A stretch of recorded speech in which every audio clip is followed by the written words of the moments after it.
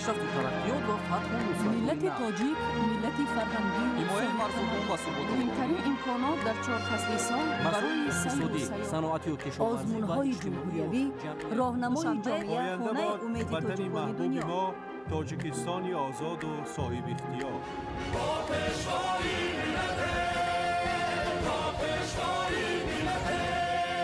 دوست باشید، اتفاق باشید، شکرانه همین دولت کنید، شکرانه همین سرزمین کنید، شکرانه کنید که چنین وطن عزیز و محبوب دارید.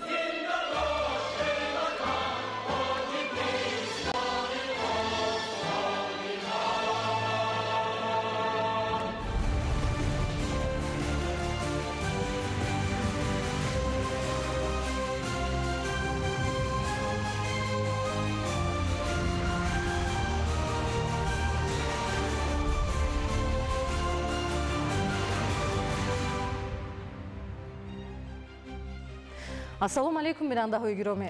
нашри муфассали барномаи иттилоотии ахборро мустақиман аз телевизиони тоҷикистон манзуратон мегардонем.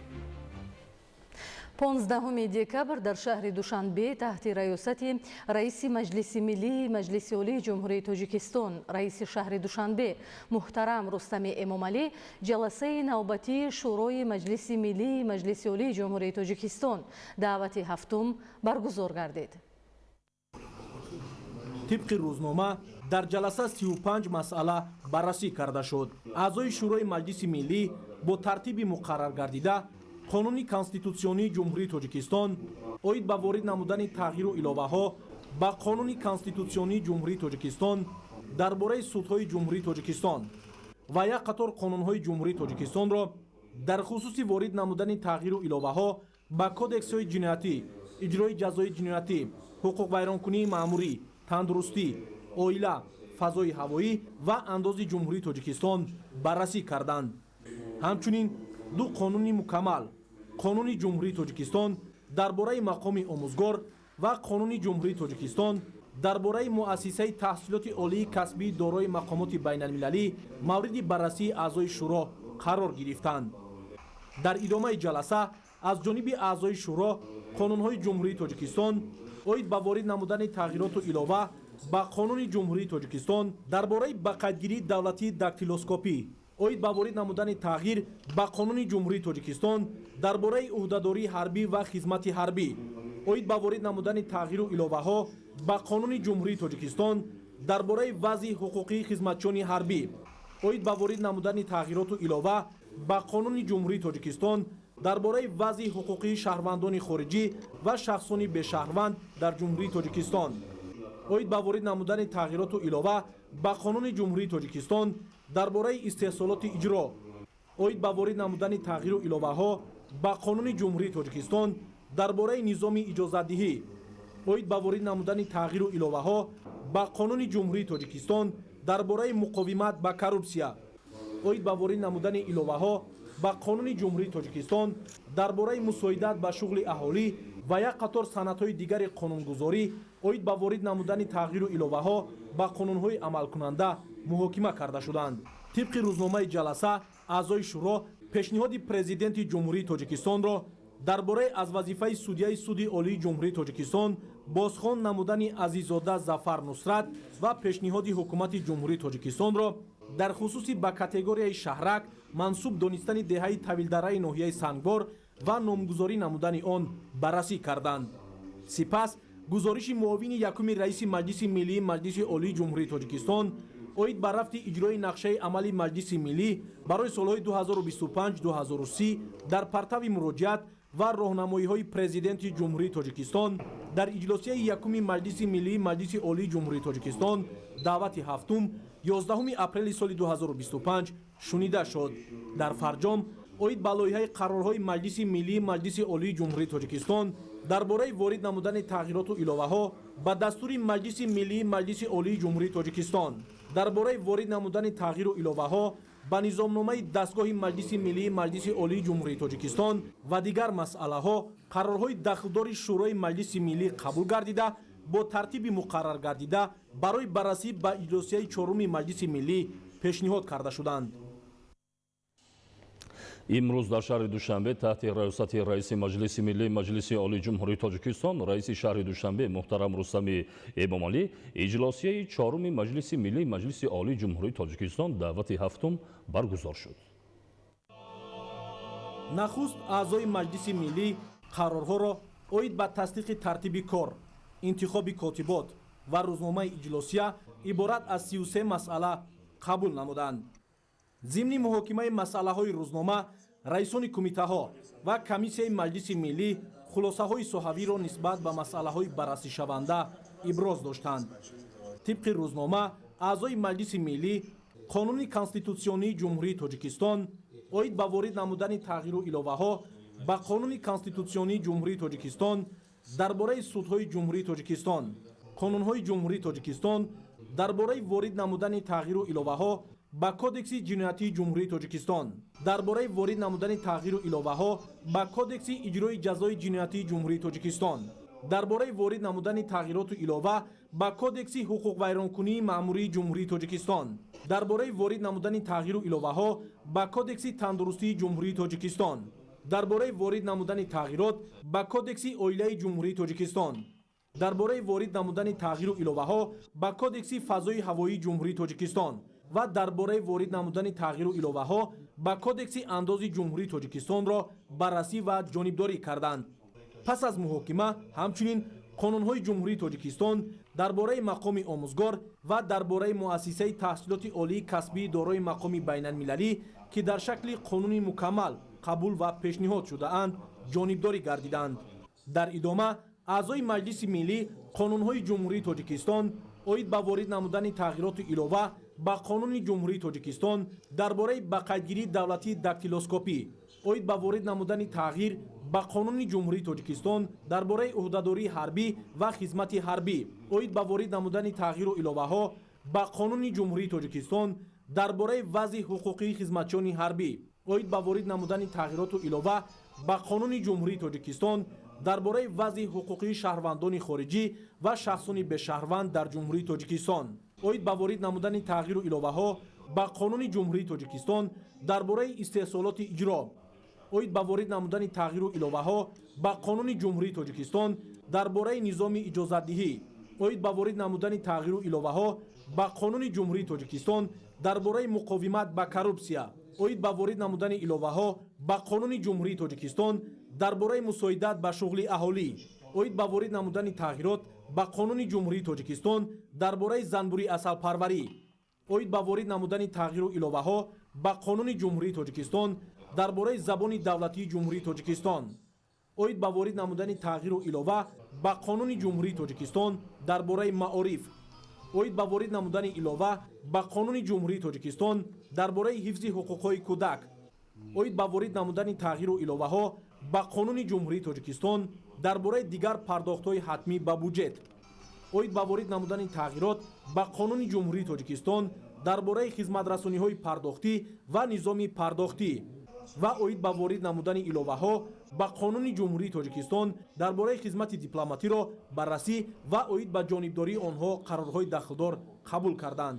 дар асоси пешниҳоди президенти ҷумҳурии тоҷикистон қарори маҷлиси миллӣ дар бораи аз вазифаи судяи суди олии ҷумҳурии тоҷикистон бозхон намудани азиззода Зафар Нусрат қабул гардид.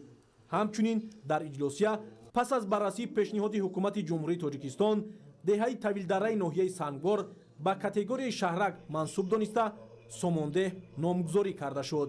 дар фарҷом бо қарорҳои маҷлиси миллӣ тағйиру иловаҳо ба дастури маҷлиси миллии маҷлиси олии ҷумҳурии тоҷикистон ва низомномаи дастгоҳи маҷлиси миллии маҷлиси олии ҷумҳурии тоҷикистон қабул гардида басти вазифаҳои дастгоҳи маҷлиси миллии маҷлиси олии ҷумҳурии тоҷикистон ва сметаи хароҷоти маҷлиси миллии маҷлиси олии ҷумҳурии тоҷикистон барои соли 2026 тасдиқ карда шуданд.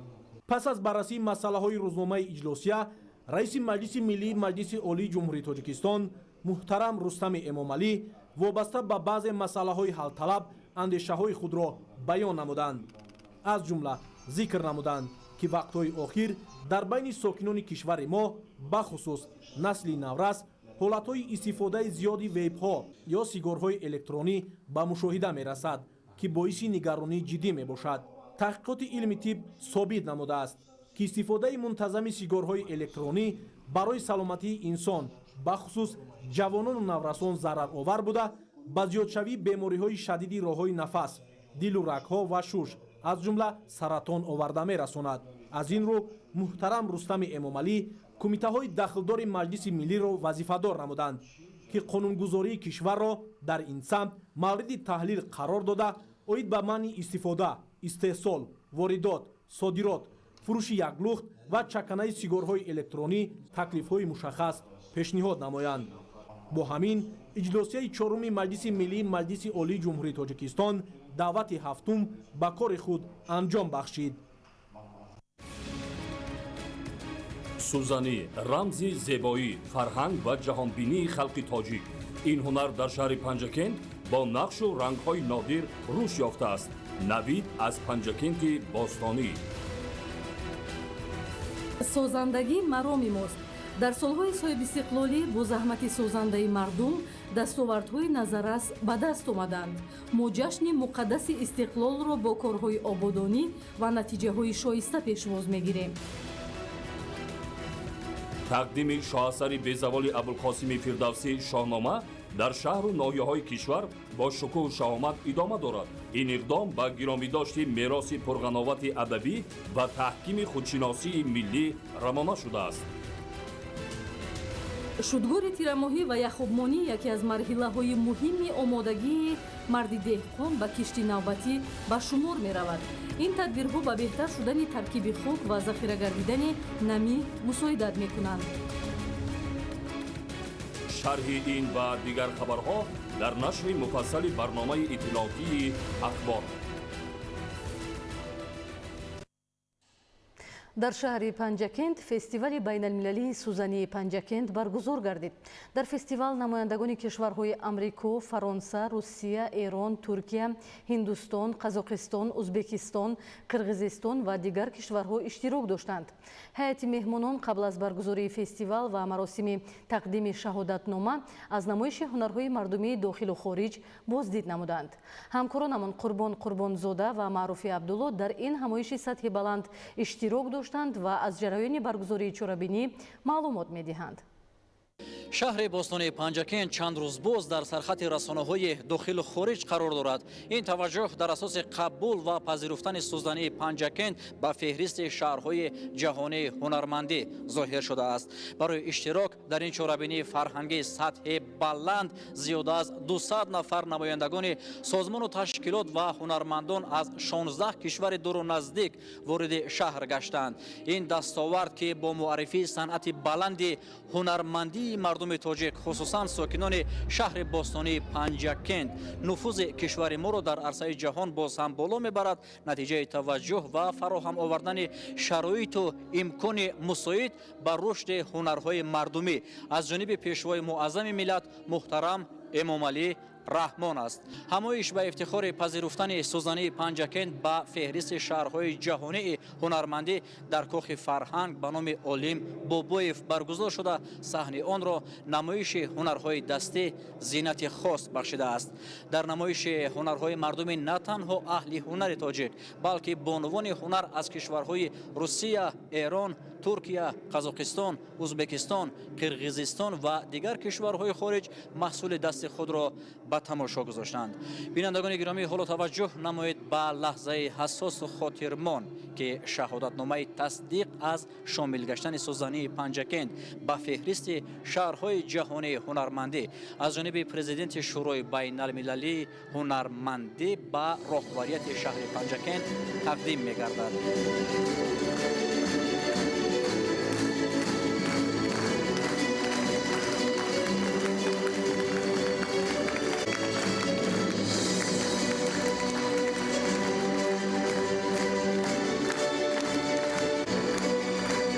جایزه مبارک باشد. Congratulations with certificate, sir. طبق معلومات و حالات امروز در شهر پنجکند 2500 نفر با این هنر نازک مشغولند. این مهارت در محیط عائله از نسل به نسل میگذرد و همزمان عنعنه‌های دیرینه استاد و شاگرد نیز ادامه دارد. یعنی هنر از استاد به شاگرد میگذرد و شاگرد عمر خود را به تشکل این هنر میبخشد. بینندگان گرامی، یادآور میشویم که هیئت مهمانان در دایره همایش بین المللی سوزن پنجکند از یادگاری های تاریخی و معماری این شهر باستانی دیدن نمودند. بازدید و شناسایی نخست از آرامگاه سردفتر ادبیات کلاسیک تاجیک و فارس ابو عبدالله رودکی واقع در دهه 5 رود آغاز شده به مقام این شاعر نابغه در ادبیات جهان احترام گذاشتند. سپس اشتراکیان فستیوال از جایگاه مؤثر نامور خواجه محمد بشارا بازدید نموده از نقش معماری و کنده‌کاری های روی دیوار این یادگاری تاریخی که سال گذشته به فهرست جهانی یونسکو وارد شده است بازدید نمودند. در ادامه بازدید از موضع‌های تاریخی شهر پنجکند نمایندگان سازمان و تشکیلات و کشورهای دور و نزدیک از یادگاری 5500 ساله سررزم شناس شدند. سررزم که یکی از مرکزهای تشکل مدنیت کشاورزی، شهرسازی و هنرمندی در شرق محسوب می‌یابد، توجه هیئت مهمانان را بیشتر جلب نمود. یادآور میشیم که ماه اکتبر سال روان شهر پنجکند از جانب شورای جهانی هنرمندی به طور رسمی چون شهر جهانی هنرهای دسته برای سوزن دوزی اعتراف گردید. این اقدام بیانگر ظرافت هنر و عنعنه‌های قدیمی سوزن دوزی است که از عمق تاریخ شهر باستانی پنجکند ریشه دارد.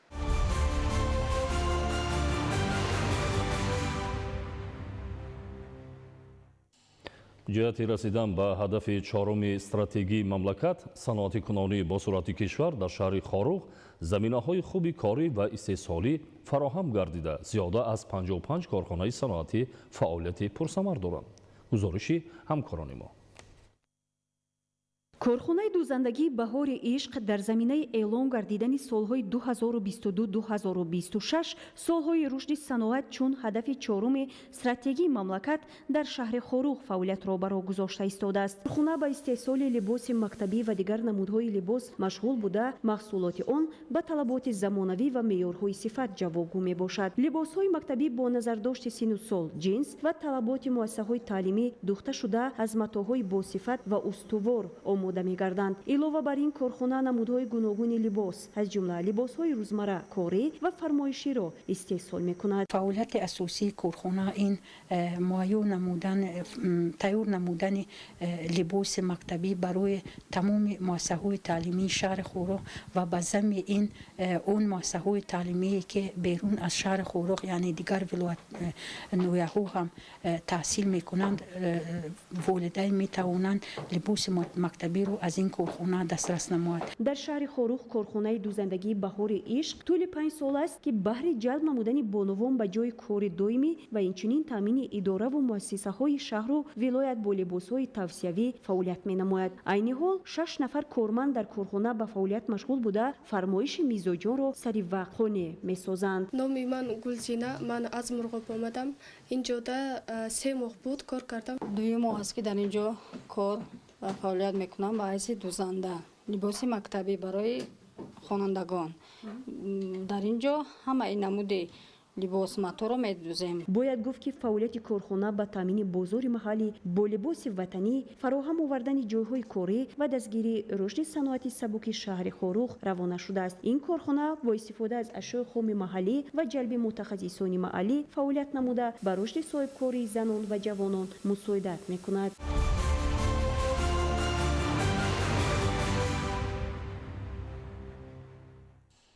дар ноҳияи рашт ба истиқболи ҷашни 35-солагии истиқлоли давлатӣ бунёди 404 иншооти хоҷагии халқ пешбинӣ шудааст.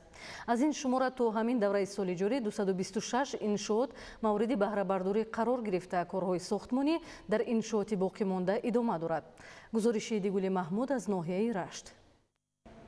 соҳибкорони ватандӯси ноҳияи Рашт ҷиҳати суръат бахшидани корҳои ободонӣ ба истиқболи ҷашни 35-солагии истиқлоли давлатии ҷумҳурии Тоҷикистон дар бунёди муассисаҳои таълимӣ, таъмиру асфалтпӯш кардани роҳҳои мошингар ва сохтмони даҳҳо иншооти хоҷагии халқ саҳми арзандаи худро гузошта истоданд.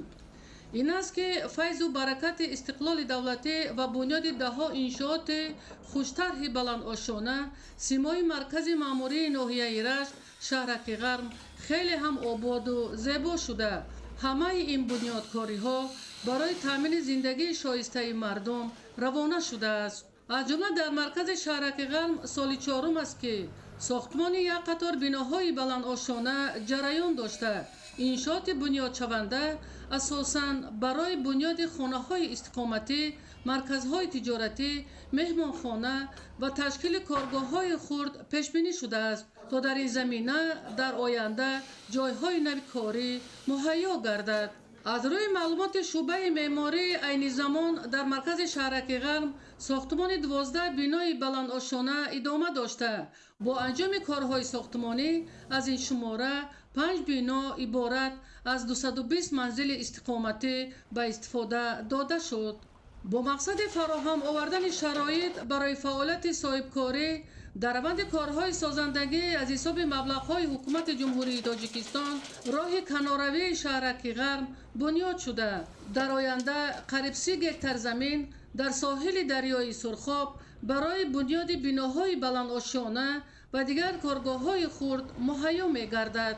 айни замон дар шаҳраки Ғарм сохтмони 7 бинои баландошона барои 320 манзили истиқоматӣ ва дигар марказҳои хизматрасонӣ ҷараён дошта.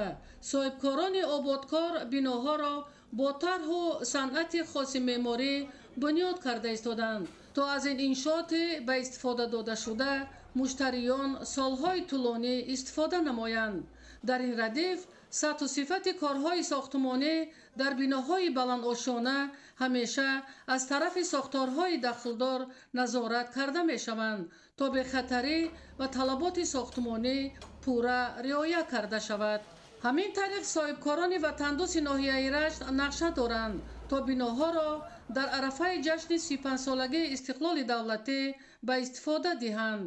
идигули Маҳмуд, Додарҷони Мирзозода барои барномаи ахбор аз ноҳияи Рашт.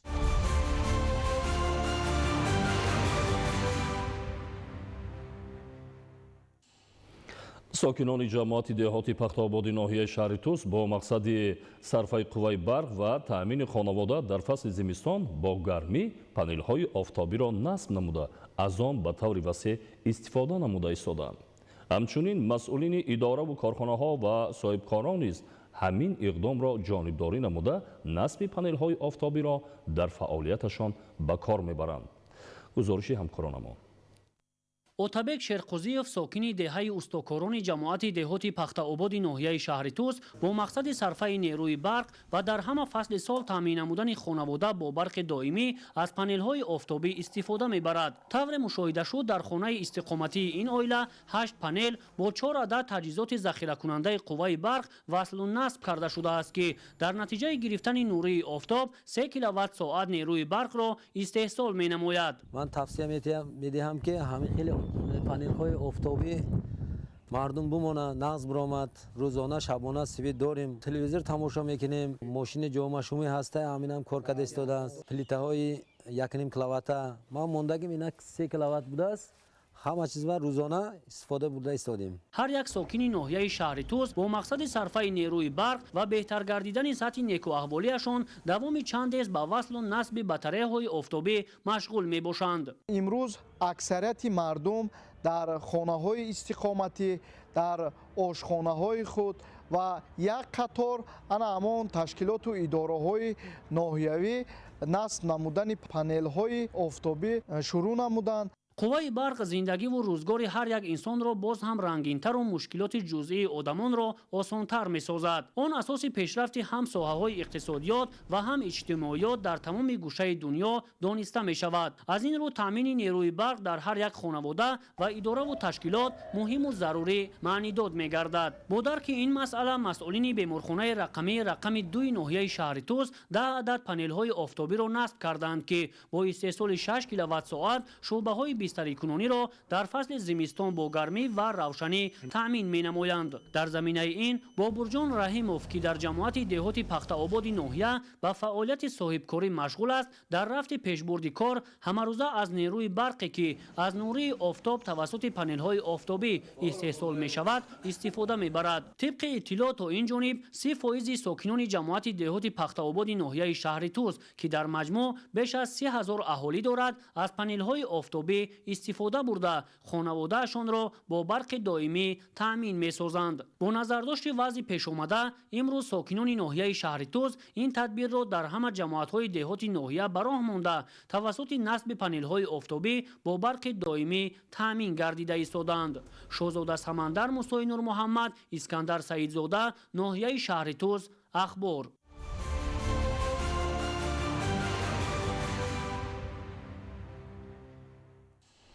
дар партави сиёсати фарҳангпарваронаи президенти ҷумҳурии Тоҷикистон пешвои миллат муҳтарам Эмомалӣ Раҳмон аз сари безаволи ҳаким Абулқосим Фирдавсӣ шоҳнома ҳамчун тӯҳфаи арзишманди маънавӣ ба сокинони кишвар дастрас гардида истодааст. ҳамкорони мо гузориш медиҳанд. тақдими китоби шоҳномаи безаволи Абулқосим Фирдавсӣ ба 67908 хонаводаи ноҳияи Бобоҷон Ғафуров оғоз гардид. китоби шоҳномаи Абулқосим Фирдавсӣ яке аз асарҳои безаволи адабиёти тоҷику форс буда арзишҳои таърихӣ, фарҳангӣ ва маънавии миллати тоҷикро инъикос менамояд. тақдими ин китоб аз ҷониби роҳбари давлат муҳтарам Эмомалӣ Раҳмон ба ҳар хонавода иқдоми арзишманди арҷгузорӣ ба таъриху фарҳанги миллати бостонӣ ва тамаддунофари тоҷик буда дар таҳкими худшиносии миллии ҳар оила аҳамияти бузург дорад.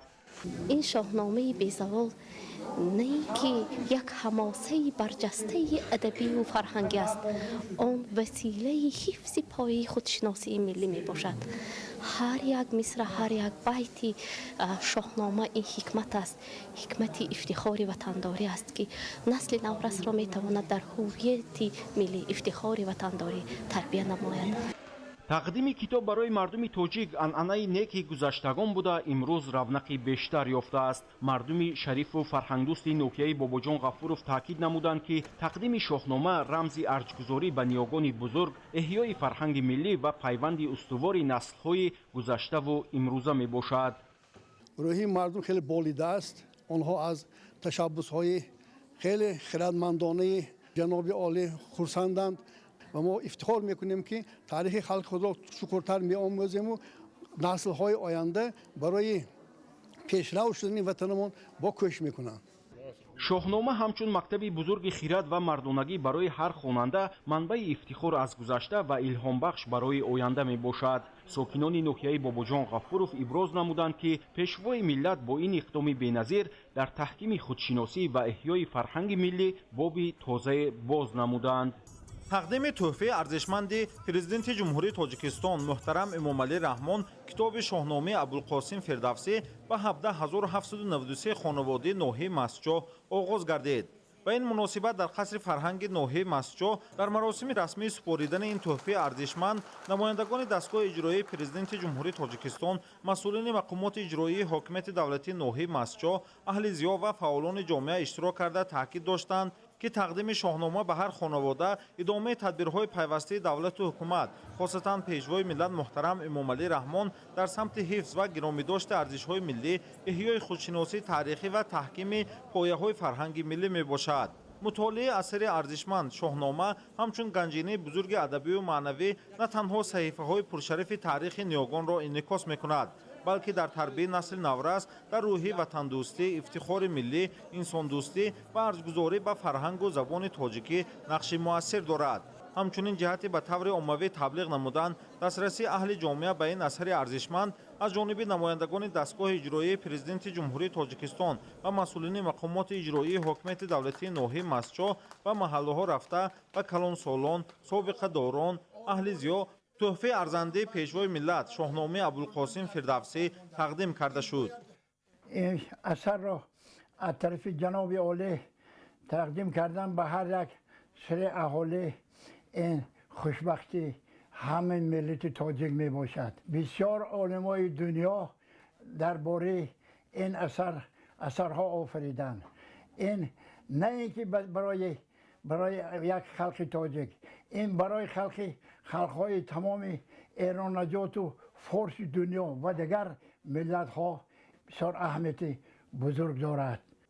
ضمن قبول تحفه پیشوای ملت از طرف ساکنان ناحیه مسجد تاکید گردید که مطالعه عمومی شاهنامه تحکیم دهنده خودشناسی ملی، وطنداری و میهندوستی، پاکی و راستی، نکوکاری، دوستی و رفاقت همیشگی و شناخت بهتری فرهنگ و تمدن خلقها مساعدت کرده نقش سازگار میگذارد. باور کنید این اقدام بهترین اقدام است. چرا؟ چون که در اینجا اولین درجه هویت ملی هست، دوم جسارت ملی، سوم مرز و بوم حمایت کردن. همین شاهنامه را به خاطر همین پیشوای معظم ملت چاپ کرده دسترسی خلق کردن. این فقط برای در جیب ماندن نیست، این برای خواندن و در بین مکتب ها، در بین جامعه ها، در بین گروه ها ترغیب کردن در کار است که شاهنامه چی گفته است. بین دو کتاب باور کنید خیلی که امروز در دنیا اصلا خواننده زیاد دارد مثنوی معنوی، شاهنامه هم عیناً در همون وزن است. تاکید باید نمود که در دایره این اقدام فرهنگی مرحله به مرحله به همه خانواده های 7 جماعت شهرک و دیهات ناحیه مسجد اثر شاهنامه دسترس گردیده، همچون کتاب حکمت و خودشناسی در هر خانواده جایگاه خاص پیدا خواهد کرد. محمود احمدزاده، دلشاد یوسفی، ناحیه مسجد، اخبار.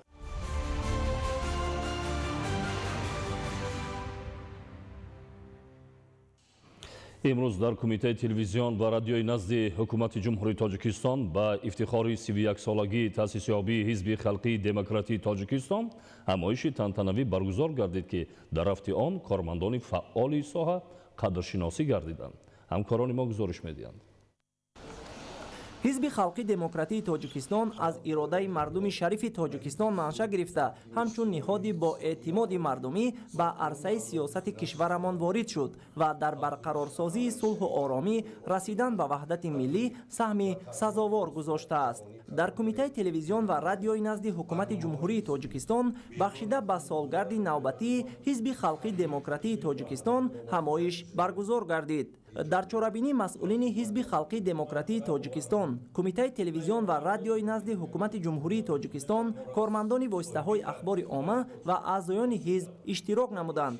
تاکید گردید که حزب خلقی دموکراتی تاجیکستان در طول بیش از 13 ساله همچون نیروی پیشبرنده جامعه در تحکیم دولتداری ملی، پایداری صلح و ثبات و رشد استوار کشور نقش کلیدی دارد. حزب خلقی دموکراتی تاجیکستان همچون بزرگترین حزب سیاسی در کشور در تمام دوره استقلالیت و سه‌ترین فعالیت را برای بازگشت بر ریشه‌های تاریخی، احیای فرهنگ ملی و تقویت عنصرهای هویت ملی تاجیکی انجام داده است. برآمد کنندگان عاید به تشکل و رشد حزب خلقی دموکراتی تاجیکستان یادآور شده ابراز داشتند که حزب از روزهای نخستین تأسیس یابی تا امروز همیشه هدفهای صلح آور، وحدت آفر و رشد جامعه را در محور قرار داده است. در ادامه فعالیت اعضای حزب را در ساحه‌های گوناگون از جمله در نظام تلویزیون و رادیو همچون مسئولیت شناسی و صداقت به منفعت‌های دولت و ملت ارزیابی نموده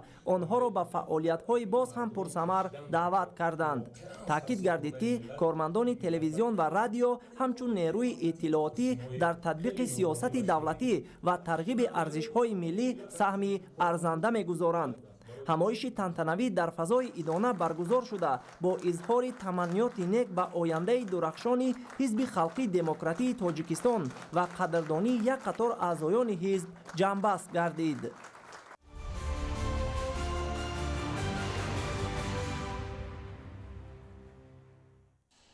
соли 2025 5 нафар аз ноҳияи Варзоб дар озмунҳои ҷумҳуриявӣ ҷойҳои ифтихорӣ ба даст оварданд. Имрӯз дар ноҳияи Варзоб ғолибони озмунҳои ҷумҳуриявӣ ва иштирокчиёни дигар озмунҳои фаннӣ қадрдонӣ гардида ба онҳо маблағи муайян тақдим гардид. Гузориши навбатӣ дар ин хусус омода гардидааст. имрӯз дар ноҳияи Варзоб бо мақсади қадрдонии ғолибони озмунҳои ҷумҳуриявӣ ва фаннии ноҳиявӣ чорабинӣ ташкил карда шуд. дар чорабинӣ ғолибони озмунҳои ҷумҳуриявӣ, аҳли маорифи ноҳия ва волидони онҳо иштирок карданд. намояндагони мақомоти иҷроияи ҳокимияти давлатии ноҳия таъкид карданд ки хушбахтона соли 2025 аз ноҳияи Варзоб 5 нафар дар озмунҳои ҷумҳуриявӣ аз ҷумла фуруғи субҳи доноӣ китоб аст Тоҷикистон ватани азизи ман иштирок карда ҷойҳои дуюм ва сеюмро ишғол карданд. соли равон Насрина Давлатова, хонандаи синфи сеи муассисаи таҳсилоти миёнаи умумии рақами 53 ноҳияи Варзоб дар озмуни ҷумҳуриявии фуруғи субҳи доноӣ китоб аст аз номинатсияи адабиёти муосир иштирок карда ҷойи дуюмро ишғол кард. ин дастоварди назаррас дар соҳаи маорифи ноҳия буда барои дигар хонандагон намунаи ибрат мебошад. ман миннатдории худро аввалан ба пешвои муаззами миллат президенти ҷумҳурии Тоҷикистон муҳтарам Эмомалӣ Раҳмон мерасонам ки барои мо чунин озмунҳоро пешкаш менамоянд. мавриди зикр аст ки озмунҳои ҷумҳуриявӣ бо сарпарастии бевоситаи президенти ҷумҳурии Тоҷикистон муҳтарам Эмомалӣ Раҳмон ташкил карда шуда василаи муҳими ҷалби наврасону ҷавонон ба китобхонӣ ва илмдӯстӣ арзёбӣ карда мешавад. дастовардҳои ғолибон натиҷаи меҳнати содиқонаи омӯзгорон, пуштибонии волидон ва талоши шахсии довталабон мебошанд. аз ҷониби мақомоти иҷроияи ҳокимияти давлатии ноҳия ғолибони озмунҳои ҷумҳуриявӣ, омӯзгорони онҳо, падару модарон ва иштирокчиёни дигар озмуну олимпиадаҳои фаннӣ бо маблағҳои муайян қадрдонӣ гардиданд. ин қадрдонӣ онҳоро водор месозад ки дар оянда низ муваффақиятҳоро дучанд гардонанд.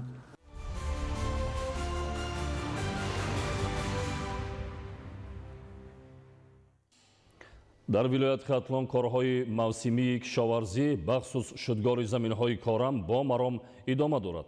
бо ин мақсад тадбирҳои зарурӣ амалӣ гардида барои бо сифат анҷом додани шудгори заминҳои кишшаванда тракторҳои тасмачарх истифода мешавад. гузориши ҳамкоронамон дар ин хусус омода шудааст.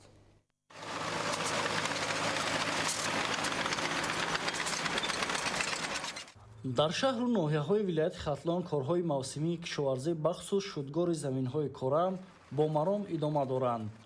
бо наздик шудани мавсими кишти баҳорӣ, хоҷагиҳои деҳқонӣ ва сохторҳои марбутаи соҳаи кишоварзӣ тадбирҳои заруриро амалӣ намуда барои омодасозии заминҳо аз техникаҳои пуриқтидори муосир аз ҷумла тракторҳои тасмачарх самаранок истифода мебаранд.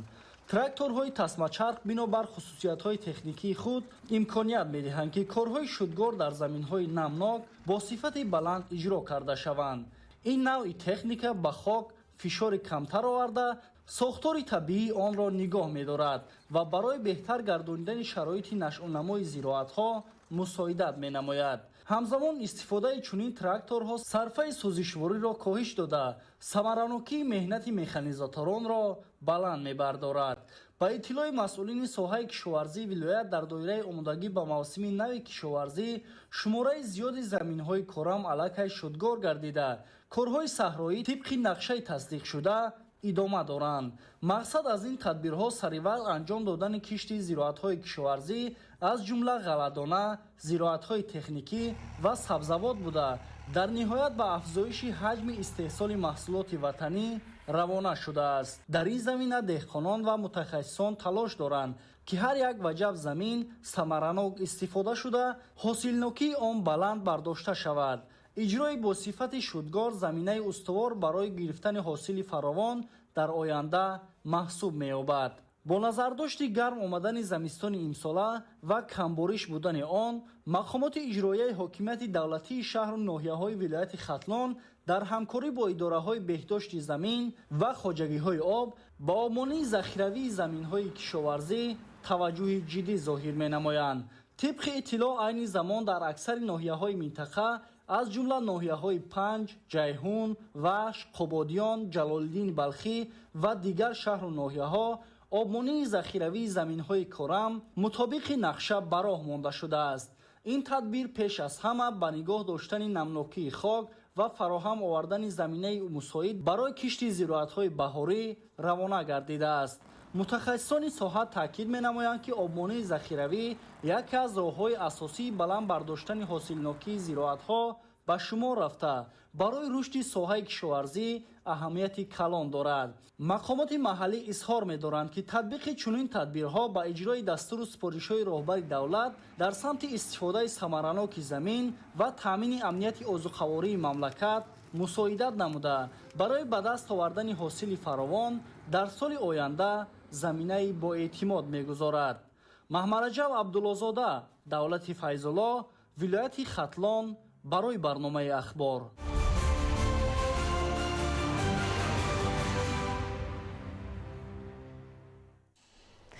در دایره برنامه رشد ساحه باغ و تاک پروری در خوجگی‌های باغ پروری ناحیه فرخور میدان باغات وسیع گردیده باغ‌های کهنه برقرار کرده می‌شوند. در این سمت کارهای ادامه داشته باغ پروران همزمان درختان باغات را به شکل درآورده ایستاده‌اند. شرح بیشتر در گزارش همکارانمان.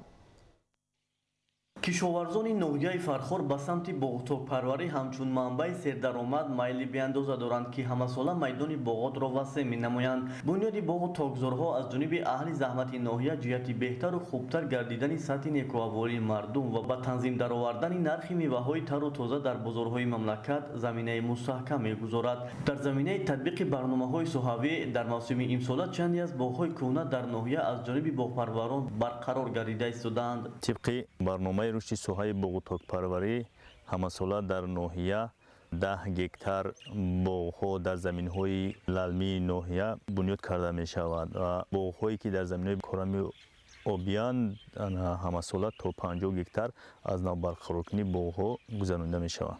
امسال طبق نقشه از حساب باغ‌های کهنه در میدان 50 هکتار از نو برقرار کنی باغ‌ها را گذرانیم. کارها در این سبک در همه جماعت‌های دهات آغاز گردیدند. کооپراتیو تجارتی علی محمد واقع در دهه کهدامن جماعت دهاتی وطن ناحیه فرخور از سال 2003 این جانب فعالیت نموده دارای 7 هکتار و 26 صد زمین میباشد که در 2 هکتار و 30 صد زمین آن باغ بنیاد کرده شده است. در این باغ قریب همه نوع‌های نهالان میوه دهنده شنانیده شده همساله ثمره خوب به بار میآورند که سبب استعمالی ساکنان تامین و بودجه خانگی غنی میگردد. این حال برقرارسازی باغ و به شکل ضروری درختان با مرام ادامه دارد. کشاورزان ناحیه فرخور با جانبداری از هدایت‌های راهنماسازی پیشوای ملت پرزیدنت جمهوری تاجیکستان محترم امامعلی رحمان وابسته به رشد ساحه کشاورزی تمام چاره‌ها را می‌اندیشند از جمله به مسئله‌های استفاده ثمرناک آب و زمین، رعایت اگرتکنیک پرورش زراعت‌ها، جمع‌آوری به طلب حاصل و گذرانیدن کشت تکراری دقت محض ظاهر می‌نمایند. با مقصد تامین هرچه خوبتر امنیت عضوخواری زمین‌های حاصلده خوجگی‌های دهقانی پرثمر استفاده می‌شوند. انورشاه سیدعلیزاده، سید حمیدی شریف، ناحیه فرخور، اخبار.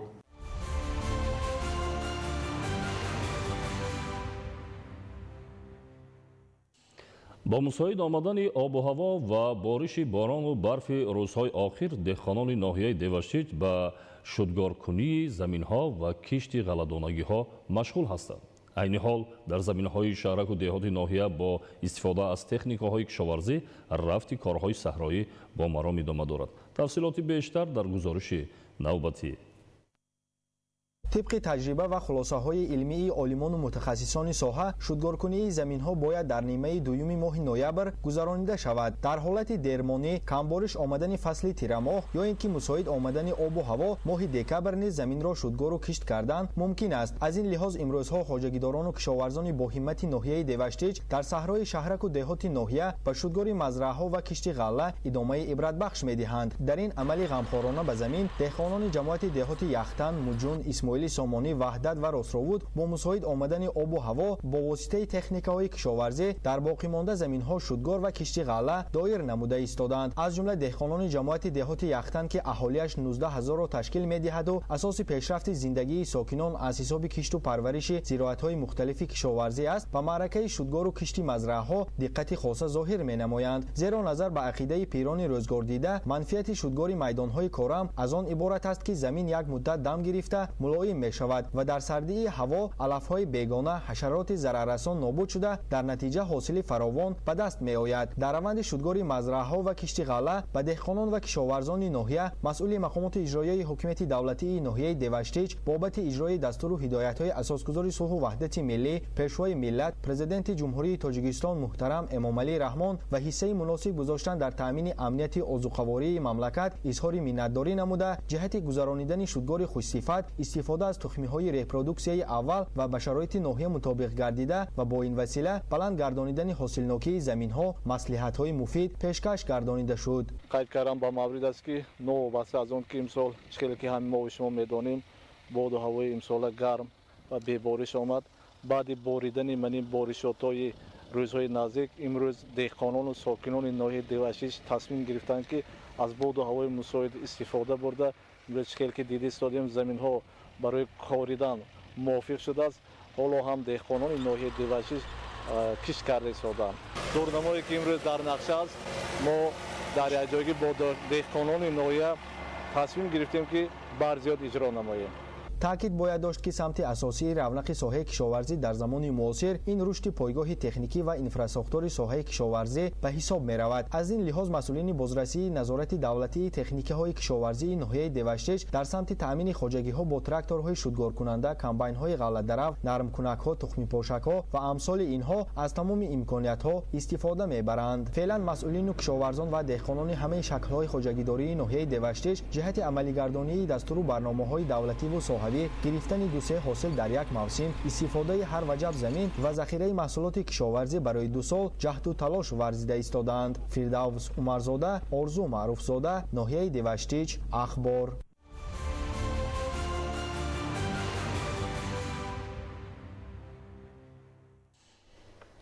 донишгоҳи инноватсия ва технологияҳои рақамии тоҷикистон дар ҷараёни татбиқи сиёсати саноатикунонии босуръати кишвар саҳми муҳим дорад. вобаста ба ин дар донишгоҳи мазкур семинари озмоишӣ баргузор гардид ки дар кори он олимону коршиносон аз хориҷи кишвар низ иштирок доштанд. гузориш дар ин хусус. با مقصد عملی گردانیدن هدف چهارم ملی صنعت کنونی با سرعت کشور در دانشگاه اینواسیون و تکنولوژی‌های رقمی تاجیکستان چاره‌های ضروری اندیشیده شده همکاری‌های بین‌المللی دانشگاه گسترش می‌یابد. در دایره لایحه دانشگاه کشاده اینواسیون‌ها در عضوقواری در اساس نقشه لایحه‌ای در دانشگاه اینواسیون و تکنولوژی‌های رقمی تاجیکستان سمینارهای آزمایشی برای مدل لایحه برگزار گردیده ایستادند.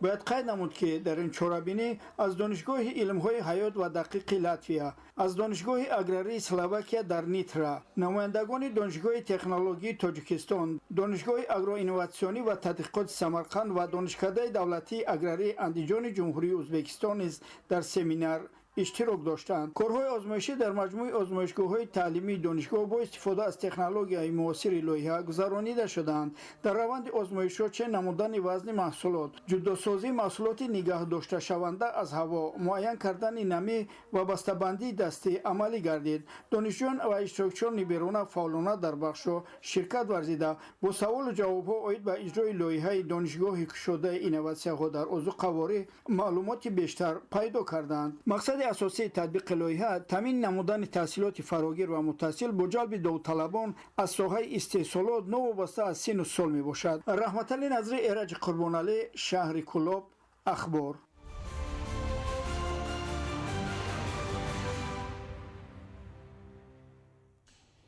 тадбирҳои соҳилбандӣ дар мавзеъҳои осебпазир имконият медиҳад ки дар фасли баҳор бо баланд гардидани сатҳи об сокинон ва майдонҳои киштшаванда аз офати табиӣ эмин бошанд.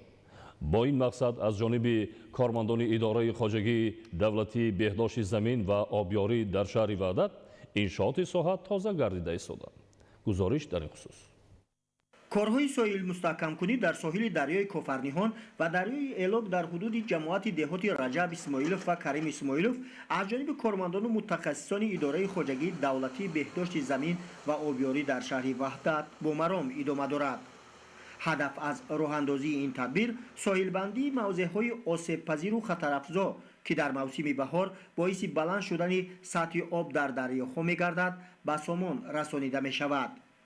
با راه اندازی تدبیر مذکور قسمت بیشتری ساکنان و میدان زمین‌های کشت از آفت طبیعی امین نگاه داشته می شود. برای تازه نمودن کانال ها، برای تامین نمودن موسم آبیاری سال 2026 ما زیاده از 10 کیلومتر کانال ها را، یعنی در حدود جماعت دهاتی بزرگوار برونو، در جماعت دهاتی عبدالله عبدالواسی، در جماعت دهاتی بهار نیز ما کارهای زیادی را به ثمر رساندیم.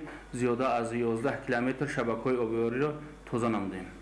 تدبیرهای تازه‌گردانی کانال و جوی و زهبور و زهکش توسط تکنیک‌های ساحوی با صفت بلند به سامان رسانیده می شود. تدبیرهای ساحل مستحکم نمایی و تازه‌گردانی انشاط آبرسانی را کارمندان ساحه آبرسانی شهر وحدت با مقصد دسترسی سریع آب پالزی به کشاورزان و خواجگیداران در موسم آبیاری سال آینده منیداد کرده، با این وسیله در باز هم بیشتر استحصال نمودن محصولات ساحه کشاورزی، غنی گرداندن بازار استعمالی با سبزیجات پالزی و سهم گذاشتن در تطبیق برنامه عضوقواری مملکت ارزیابی می نمایند. محمد علی عبدالکریم، ایوب محموراد، خیرالله خالمومینزاده، وحدت اخبار.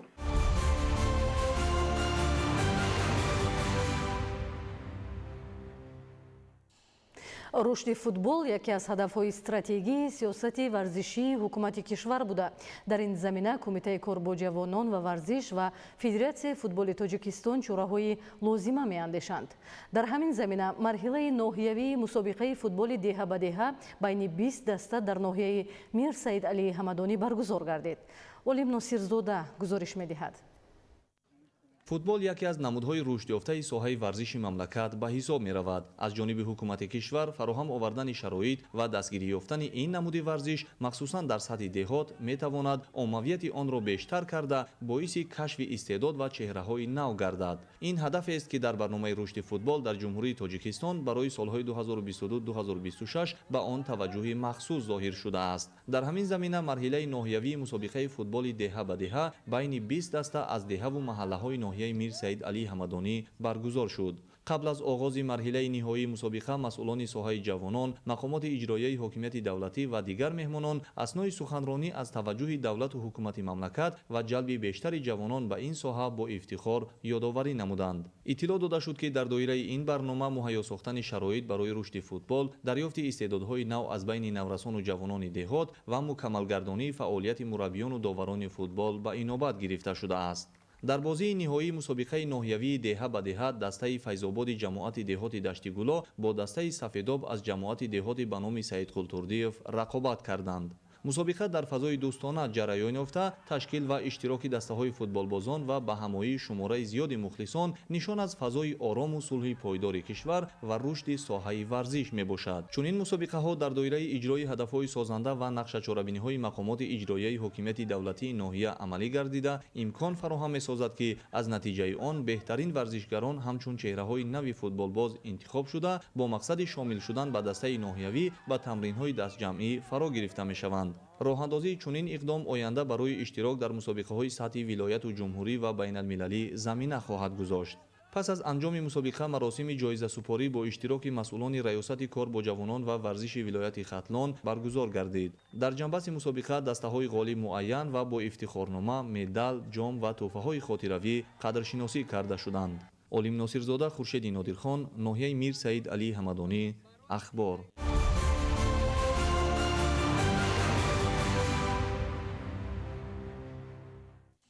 бинандаҳои азиз, ин буд барномаи иттилоотии ахбор. ба шумо зиндагии ободу осоиштаро таманно дорем. саломат бошед.